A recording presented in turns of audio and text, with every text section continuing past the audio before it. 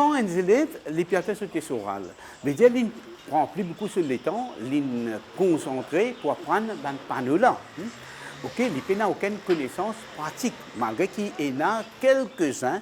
Je finis à apprendre à conduire avant, après je dois faire test oral. Mais la grosse majorité, quand je finis par le oral, là je peux mettre le test pratique. Pour une personne qui peine accès à un véhicule, qui dans la cour peine un véhicule, l'accompagnement parental pour aider un petit peu à conduire, et non, dis moi qui n'ont jamais pas tous véhicule, là, je vous conseille, quand je finis de faire oral, je passe, pas le mettre le test tout de suite, parce que je ne suis pas pour près, parce qu'il y en a beaucoup, surtout l'âge avancé, je apprends avec beaucoup de retard. Je ne vais pas apprendre aussi vite qu'ils sont jeunes. Alors, pour ce monde qui peine à accès au véhicule comme ça, jamais je prends tous volant, et je t'appelle l'âge avancé, difficile pour capter tout le technique. Moi, pour conseiller, finir en toute école, faire un petit peu pratique, quand je sens que je manipule le tout là, je développe sa confiance là avec eux, là je vais mettre le test pratique. Les bêtes pour mettre un test pratique, quand on pas encore pas prêt, et le test là, on fait le partout. Parce qu'il coûte tout l'argent, ça. Il coûte tout l'argent, on paye 500 € pour mettre test, on paye l'auto-école un frais pour aller au test, il coûte tout l'argent qui on peut mettre dans de l'eau. Alors, je me conseille bonne catégorie, dans sa catégorie-là, jamais pas tous véhicules, jamais pas accès au véhicule, pas un véhicule comme ça, je tenais un petit retard pour apprendre à conduire, pas mettre le test après que je passe oral, pas mettre le test pratique aussi vite. CI, donc, si je comprends bien, ça veut dire donc pour un oral et motocyclette, il est capable de faire 16 ans, 17 ans. Il y a différentes catégories. Il y a différentes catégories, voilà. Ok, ça applique pour mobilette et motocyclette. Ça veut dire si quelqu'un m'aurait dit à lui, s'il a 15 ans, il est capable d'appliquer pour une mobilette. Mobilette, c'est quoi? C'est un véhicule 2 roues ou 3 roues qui est moins de 50 cc. Et deuxièmement, s'il est électrique, il est pour entre 250 watts à 4 kW. Alors, ça, c'est une catégorie. Maintenant, prochain type de 2 roues, c'est motocyclette. Motocyclette, c'est une catégorie qui là-haut 50 cc, c'est-à-dire, on appelle ça type 1, A1 plutôt, mobilette A1. Je trouvais notre licence, il écrit A, motorcycle A, motorcycle A1, motorcycle A2 et motorcycle A. Ça veut dire, nous donnons les catégories, comment on dit, AM, c'est pour mobilette. AM, c'est pour mobilette, c'est-à-dire moins de 50 cc et entre 250 watts à 4 kW. Deuxième catégorie, c'est type A1. A1, c'est entre 50 cc à 125 cc.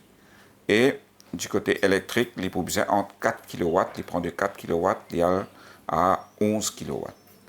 Maintenant, troisième catégorie, c'est type A2. Ça, c'est toujours motocyclette. Et là, c'est pour un véhicule de plus de 125 cc et moins de 300 cc.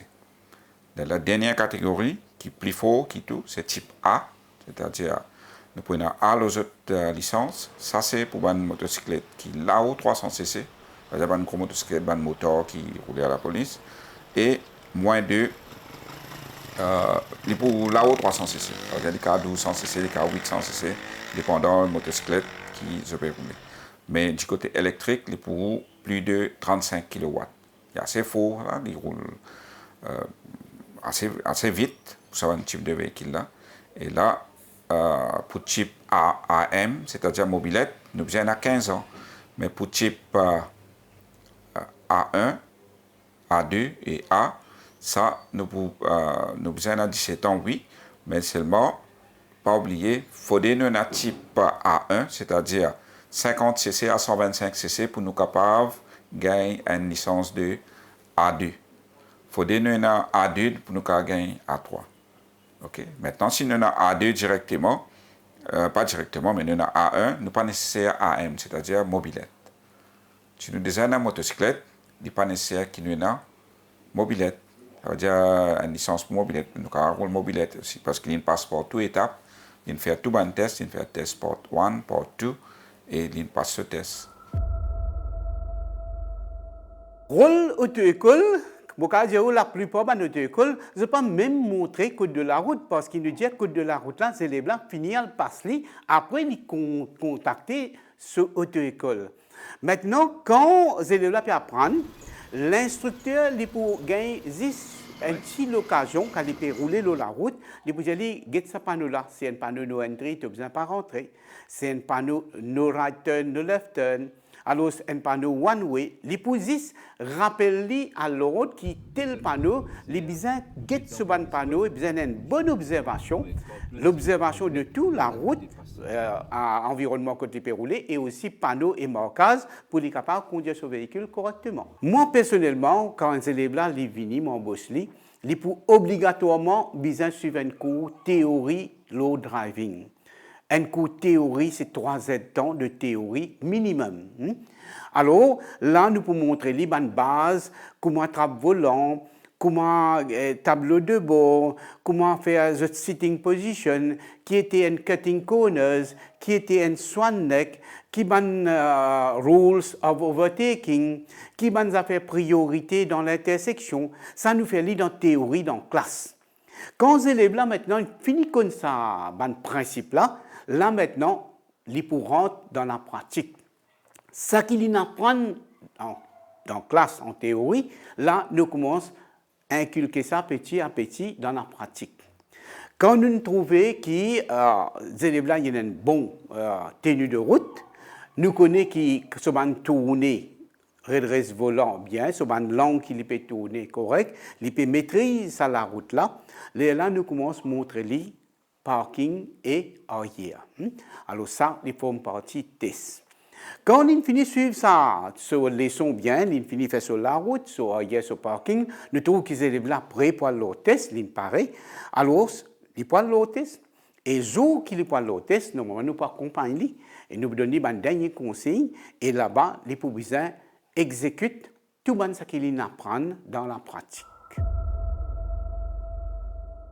Alors, si je comprends bien, ce qui fait que si, par exemple, une personne passe le test à l'âge de 16 ans, donc c'est première partie, il est mobilette, et s'il a envie d'upgrade, donc on va dire pour une motocyclette, ça veut dire qu'il a besoin de repasser un test. Once il fait oral, il n'est pas nécessaire de faire oral. Okay. Et là, il peut ce test, il peut mettre ce test de pratique. Ça veut dire là-bas, il peut avoir 2 tests. Si tu as pour test de pratique pour mobilette, il peut avoir un seul test. Par contre, pour motocyclette, il peut avoir 2 tests. Mais il ne peut pas shifter directement sur des mobilettes pour y aller un type, disons, à 2, c'est-à-dire qu'il a au 125 cc, il a besoin de faire sa étape de 50 cc à 125 cc. Alors, est-ce qu'il, justement, donc, nous périr sur ce topic de test oral, est-ce qu'il y a une personne qui a fait un test oral, motocyclette, l'auto, bus et camion, se passe même test oral? Ah, non, c'est différent. Pour motocyclette et mobilette, c'est différent. Pour l'auto, c'est différent. Maintenant, si on peut dire que quelqu'un finit gagne sa licence, après 6 mois, il est toujours capable d'appliquer pour un learner de un gros véhicule, c'est-à-dire camion ou bus. Okay. Là, il y a le test oral qu'il va faire, nous appelons ça oral mécanique. Là, il apply pour lui faire ce test. Mais là-dedans, il n'y a aucune limitation comme dans mobilette et motocyclette.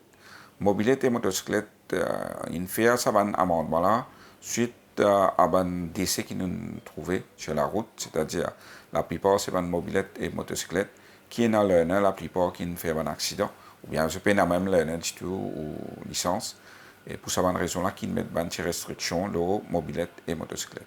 Par contre, le taux, si quelqu'un finit rouler, il finit faire ce oral, il finit faire ce pratique, il finit faire ce parking, après un certain temps, il peut conduire, il est toujours capable pour un goods vehicle, comme on dit, un camion ou un bus. Bon, il passe par l'étape de 2 étapes en cours, c'est-à-dire ce oral, mécanique, et ensuite, il besoin de faire ce pratique. Ça veut dire sur la route, et dans les cas d'un camion, il besoin même faire parking aussi. Bus, il peut faire la route que la route, mais pour camion, il peut faire la route et parking. Donc, ce qui fait que si, par exemple, donc moi, j'ai une PMI, j'ai besoin de passeport, c'est l'étape primordiale d'avoir un oral, PMI de voiture. Par la suite, je suis capable d'appeler pour gagner un PMI de bus ou un gros véhicule. Après 6 mois. Bon, ça ne pas applique si quelqu'un a même une licence motocyclette, il va pas appeler pour un camion ou un bus. Il besoin au moins dans ça, le tout là, ok, private car. À ce moment-là, il va prendre un peu plus grand, c'est-à-dire goods vehicle. Et, ou bus aussi, il y a différentes catégories. Il y a moins de 16 places, 16 à 32 places à monter. Et le camion aussi, il y a un goods vehicle, heavy goods vehicle. Bon, là, ça, c'est une catégorie qui, comment dire, des fois, il est accepté, prend plus gros. C'est-à-dire, il y a un bus là-haut, 32 places. Ça veut dire qu'il contient un bus 15 places, il contient un bus 32 places. Okay? C'est-à-dire qu'il n'est pas nécessaire de gagner d'autres licences pour rouler un minibus ou bien une van de 15 places quand il déjà une licence de bus. Okay? Ce n'est pas une provision qui est dans la loi, la LIAP. Comment nous connaissons, quand les élèves viennent apprendre à conduire, et n'a beaucoup pas opté pour apprendre à conduire l'autoroute parce qu'ils ne savent pas forme partie test. Et dans cette exam-oriented approach, je vais vous montrer si ça qui est là pour le test. Mais moi, personnellement, quand je fais un cours de théorie dans la classe, moi, j'ai un design que je mets un rond-point. Vous trouvez le rond-point là, nous avons un véhicule, nous avons aussi une flèche directionnelle qui montre comment vous besoin prendre votre couloir d'après direction qui vous peut aller. Comment vous pouvez besoin faire rond-point là, vous garde toujours gauche, et aussi quand vous arrive le rond-point, quand vous pouvez coster le rond-point, vous avez besoin de donner priorité à un véhicule qui peut venir de votre côté droit. Nous aussi, nous trouvons, nous mettons en place côté d'un crossière, quand nous explique aux élèves, voilà, et dans une crossière, quand on peut traverser, comment on besoin roule à une vitesse, quand on besoin arrêter le véhicule là et permettre qu'il y ait un free passage aux pédestriens lors de crossing là.